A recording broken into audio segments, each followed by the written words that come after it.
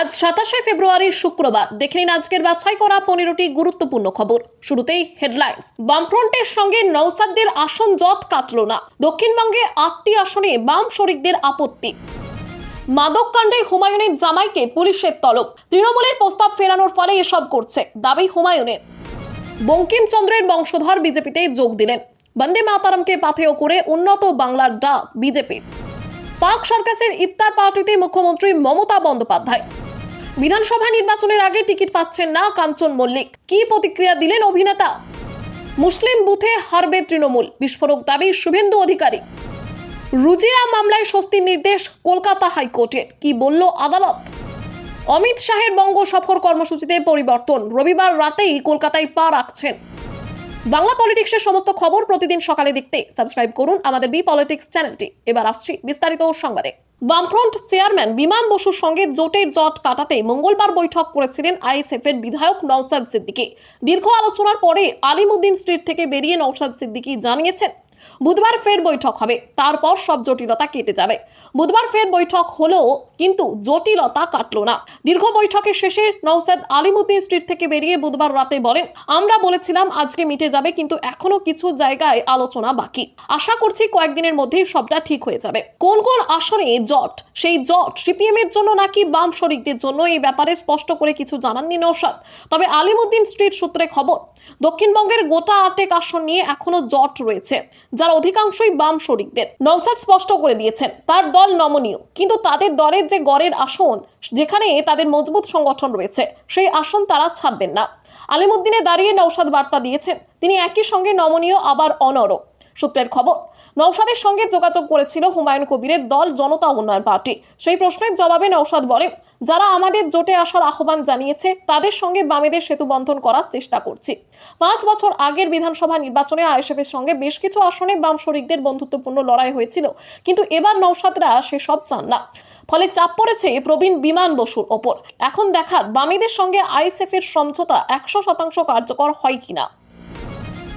মাদক কাণ্ডে হুমায়ুনের জামাইকে পুলিশের তলব। তৃণমূলের প্রস্তাব ফেরানোর ফলে এসব করছে দাবি হুমায়ুনের। মুর্শিদাবাদের রাজনীতির প্রভাবশালী মুখ হুমায়ুন কবিরের অস্বস্তি যেন আরো বেড়েছে। মাদক পাচার মামলায় এবার তার জামাই রায়হান আলীকে তলব করেছে লালগোলা থানার পুলিশ। আগামীকাল অর্থাৎ 28 ফেব্রুয়ারি সকাল 11টার মধ্যে তদন্তকারী আধিকারিকদের সামনে হাজিরা দেওয়ার নির্দেশ দেওয়া হয়েছে। তবে রায়হান বাড়িতে না থাকায় তার পরিবারের সদস্যদের হাতে নোটিশ তুলে দিয়ে গিয়েছে পুলিশ। পুলিশ সূত্রে জানা গেছে, রায়হান আলীর বিরুদ্ধে মাদক সংক্রান্ত আইনে মামলা দায়ের হয়েছে। অভিযোগ, তিনি মাদক পাচারের সঙ্গে যুক্ত। এই তদন্তের সূত্রেই গত 8 ও 9 ফেব্রুয়ারি পুলিশি তৎপরতা বাড়ে। রায়হান, তার বাবা শরীফুল ইসলাম এবং হুমায়ুন কন্যা নাজমা সুলতানার প্রায় 15 কোটিরও বেশি মূল্যের সম্পত্তি বাজেয়াপ্ত করা হয়েছে। গোয়েন্দাদের দাবি, মাদক কারবারের টাকায় কেনা অন্তত 11টি স্থাবর ও অস্থাবর সম্পত্তির খোঁজ মিলেছে, যা ইতিমধ্যেই জব্দ করা হয়েছে। অন্যদিকে জামাইয়ের বিরুদ্ধে ওঠা সমস্ত অভিযোগ উড়িয়ে দিয়ে এটিকে গভীর ষড়যন্ত্র বলে দাবি করেছেন বর্তমান জনতা উন্নয়ন পার্টির চেয়ারম্যান হুমায়ুন কবির। তার বক্তব্য, কয়েকদিন আগেই রায়হানকে তৃণমূলে যোগ দেওয়ার জন্য চাপ দেওয়া হয়েছিল এবং লালগোলা থেকে প্রার্থী হওয়ার প্রস্তাবও দেওয়া হয়। সেই প্রস্তাব প্রত্যাখ্যান করাতেই তাকে মিথ্যে মামলায় ফাঁসানো হচ্ছে বলে অভিযোগ তার। হুমায়ুন কবির জানিয়েছেন, রায়হান আগাম জামিনের আবেদন করবেন না এবং 28 ফেব্রুয়ারি থানাতেও হাজিরা দেবেন না। তিনি দাবি করেছেন, রায়হানের সঙ্গে মাদক পাচারের কোনো সম্পর্ক নেই। একই সঙ্গে সতর্কবার্তা সুরে বলেছেন, তাকে গ্রেপ্তার করা হলে তার পরিণতি ভালো হবে না। বঙ্কিমচন্দ্রের বংশধর বিজেপিতে যোগ দিলেন। বন্দে মাতারমকে পাথেয় করে উন্নত বাংলার ডাক বিজেপি। বাঙালির জাতীয়তাবাদী আবেগের সলতে পাকিয়েছিলেন বঙ্কিমচন্দ্র চট্টোপাধ্যায়ের পরিবারের সদস্য সুমিত্র চট্টোপাধ্যায় এবার সরাসরি সক্রিয় রাজনীতিতে যোগ দিয়েছেন। বৃহস্পতিবার সল্টলেকের দলীয় কার্যালয়ে কেন্দ্রীয় মন্ত্রী ভূপেন্দ্র যাদব এবং রাজ্যের বিজেপি সভাপতি শ্রমিক ভট্টাচার্যের উপস্থিতিতে তিনি বিজেপিতে নাম লেখান। শ্রম দপ্তরের প্রাক্তন শীর্ষ পদাধিকারী সুমিত্র চট্টোপাধ্যায় প্রশাসনিক অভিজ্ঞতা ও বঙ্কিম পরিবারের ঐতিহ্যকে বিজেপি রাজ্য সরকারের বিরুদ্ধে মনস্তাত্ত্বিক লড়াইয়ের বড় অস্ত্র হিসেবে দেখছে। যোগদানের পর তিনি রাজ্যের কর্মসংস্থান পরিস্থিতি নিয়ে সরব হন। তার অভিযোগ, সরকার পুরনো এমপ্লয়মেন্ট এক্সচেঞ্জের লক্ষ লক্ষ যুবকের তথ্য মুছে দিয়ে নতুন এমপ্লয়মেন্ট ব্যাংক চালু করেছে, যা প্রচারমুখী। প্রায় 40 লক্ষ যুবক নথিভুক্ত হলেও সুরাহা মেলেনি। যুবশ্রী প্রকল্প বন্ধ করে যুবসাথী নামে দৈনিক 50 টাকা ভাতা দেওয়াকে তিনি বেকার যুবকদের সঙ্গে প্রহসন বলে মন্তব্য করেন। কেন্দ্রীয় মন্ত্রী ভূপেন্দ্র যাদব বঙ্কিমচন্দ্রের বন্দে মাতরম গানকে জাতীয়তাবাদের মেরুদণ্ড বলে উল্লেখ করে পরিবারের সদস্যকে দলে পাওয়ার গর্ব প্রকাশ করে। শ্রমিক ভট্টাচার্য এটিকে ইতিবাচক পরিবর্তন হিসেবে দেখছেন। ওয়াকিবহল মহলের মতে প্রাক্তন আমলাদের যোগদান বিজেপিকে যোগ্য প্রশাসনিক বিকল্প হিসেবে তুলে ধরছে। পার্ক সার্কাসের ইফতার পার্টিতে মুখ্যমন্ত্রী মমতা বন্দ্যোপাধ্যায়। বৃহস্পতিবার বিকেলে পার্ক সার্কাসের ইফতার পার্টিতে হাজির হন মুখ্যমন্ত্রী মমতা বন্দ্যোপাধ্যায়। এদিন তার সঙ্গে হাজির ছিলেন কলকাতার মেয়র ফিরহাদ হাকিম সহ অন্যান্যরা। সকলের জন্য দোয়া করেন মমতা বন্দ্যোপাধ্যায়। পার্ক সার্কাসে ইফতার পার্টির আয়োজন করে কলকাতা পুরসভা। এদিন পার্ক সার্কাসের ইফতার পার্টির অনুষ্ঠানে অন্যান্যদের মধ্যে উপস্থিত ছিলেন রাজ্যের মন্ত্রী সুজিত বসু, জাভেদ খান, কলকাতা পুলিশ কমিশনার সুপ্রতিম সরকার, কলকাতা পুরসভার চেয়ারম্যান ও সাংসদ মালা রায়, কাউন্সিলর কাজরি বন্দ্যোপাধ্যায় সহ অন্যান্যরা। এই দাওয়াত অনুষ্ঠানে মুসলিমদের পাশাপাশি হিন্দু, জৈন, শিখ সহ অন্যান্য ধর্মাবলম্বী মানুষরা যোগ দেন। যেভাবে ফুরফুরা শরীফে সরকারি হাসপাতালে গেটের সংখ্যা বাড়ানো হয়েছে এবং উন্নয়নমূলক নানা কাজ মমতা বন্দ্যোপাধ্যায় নিরলসভাবে করে চলেছেন, এই নিয়ে প্রশংসায় সকলেই পঞ্চমুখ হন এদিন দাওয়াত অনুষ্ঠান থেকে। প্রতি বছর মুখ্যমন্ত্রী মমতা বন্দ্যোপাধ্যায় পার্ক সার্কাস ময়দানে ইফতার পার্টিতে অংশগ্রহণ করেন। গত বছর মুখ্যমন্ত্রী মমতা বন্দ্যোপাধ্যায় পার্ক সার্কাসের ইফতার পার্টির পাশাপাশি ফুরফুরা শরীফে দাওয়াত অনুষ্ঠানেও যোগ দিয়েছিলেন।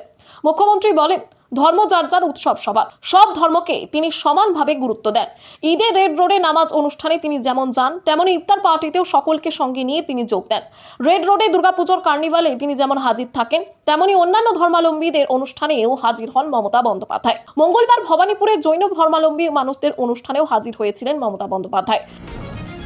বিধানসভা নির্বাচনের আগে টিকিট পাচ্ছেন না কাঞ্চন মল্লিক, কি প্রতিক্রিয়া দিলেন অভিনেতা? বিধানসভা নির্বাচন ঘিরে তৃণমূল কংগ্রেসের সম্ভাব্য তারকা প্রার্থীদের তালিকা নিয়ে রাজনৈতিক মহলে জোর চর্চা চলছে। উত্তরপাড়ার বর্তমান বিধায়ক অভিনেতা কাঞ্চন মল্লিকের হাতে এবার টিকিট নাও উঠতে পারে বলে টলিপাড়ায় কানাঘুষো চলছে। শোনা যাচ্ছে বিধায়ক হিসেবে কাজকর্মের দল সন্তুষ্ট না হওয়াতেই এই জল্পনা। এই বিতর্কে নিজের অবস্থান স্পষ্ট করে কাঞ্চন জানিয়েছেন, আজ আমার একটা আলাদা পরিচিতি তৈরি হয়েছে, তার জন্য আমি কৃতজ্ঞ মমতা বন্দ্যোপাধ্যায় ও অভিষেক বন্দ্যোপাধ্যায়ের কাছে। একজন শিল্পীকে শিল্পীর মর্যাদা দিয়ে বিধায়ক হিসেবে কাজ করার জন্য যে সহায়তা দরকার সেটা ওরাই দিয়েছেন। আমার এলাকার মানুষও পাশে থেকেছেন, সবার প্রতি কৃতজ্ঞতা। টিকিট না পাওয়ার প্রসঙ্গে তার সব বক্তব্য, তৃণমূল কোনো এক ব্যক্তির সম্পত্তি নয়, শীর্ষ নেতৃত্ব যা সিদ্ধান্ত নেবেন সেটাই মেনে নেব। আমি কি চাই সেটা মুখ্য নয়। তিনি স্মরণ করিয়ে দেন, আগের বারও টিকিট পাওয়ার জন্য বিশেষ আগ্রহ দেখাননি, যে সুযোগ পেয়েছি তা অনুযায়ী কাজ করেছি। কাজের হিসেব প্রকাশ পেলেই সব স্পষ্ট হবে। খুব শীঘ্রই তিনি নিজের 5 বছরের কাজের পূর্ণাঙ্গ হিসেব প্রকাশ করবেন বলে জানান। কাঞ্চন উল্লেখ করেন, কখনো টিকিট পাওয়ার জন্য তদবির করেননি, মুখ্যমন্ত্রীর অনুরোধেই দায়িত্ব নিয়েছিলেন এবং আজীবন কৃতজ্ঞ থাকবেন। মুসলিম বুথে হারবে তৃণমূল, বিস্ফোরক দাবি শুভেন্দু অধিকারীর। আগামী বিধানসভা নির্বাচনে তৃণমূল কংগ্রেসের সংখ্যালঘু ভোট ব্যাংকে বড়সড় ধাক্কা লাগতে পারে, এমনটাই দাবি করেছেন রাজ্যের বিধানসভার বিরোধী দলনেতা শুভেন্দু অধিকারী। তার মতে, বহু সংখ্যালঘু অধ্যুষিত বুথে এবার তৃণমূল পরাজিত হবে এবং সেই ভোটের একটি অংশ বিজেপির ঝুলিতেও যেতে পারে। পাশাপাশি সিপিএম আইএসএফ প্রার্থী দিলে তারাও কিছুটা সমর্থন পেতে পারে বলেও মন্তব্য করেন তিনি। শুভেন্দুর বক্তব্য, আগে থেকেই হিন্দু ভোট তৃণমূলের হাতছাড়া হয়েছে, এবার সংখ্যালঘু ভোটের ক্ষেত্রেও একই প্রবণতা দেখা যেতে পারে। তার দাবি, সংখ্যালঘু অধ্যুষিত বহু কেন্দ্রে তৃণমূলকে কঠিন চ্যালেঞ্জের মুখোমুখি পড়তে হবে এবং বিজেপির পাশাপাশি বাম বা আইএসএফ প্রার্থীরাও ভোট পেতে পারে। এই মন্তব্য ঘিরে রাজনৈতিক মহলে চর্চা শুরু হয়েছে। তৃণমূলের মুখপাত্র তন্ময় ঘোষ কটাক্ষ করে বলেন, সংখ্যালঘুদের বিষয়ে বিজেপির বক্তব্য যত কম শোনা যায় ততই ভালো। তিনি আরও উল্লেখ করেন, সাম্প্রতিক সময়ে রোহিঙ্গা প্রসঙ্গ তোলার পর এখন আবার সংখ্যালঘুদের নিয়ে বিজেপির নতুন অবস্থান সামনে আসছে। এর আগেও মুসলিম ভোট নিয়ে নিজের অবস্থান ব্যাখ্যা করেছিলেন শুভেন্দু অধিকারী। তিনি দাবি করেছিলেন, তিনি কখনো বলেননি যে মুসলিম ভোট তার প্রয়োজন নেই, বরং বাস্তবে সেই ভোট পান না বলেই তিনি মন্তব্য করেছিলেন।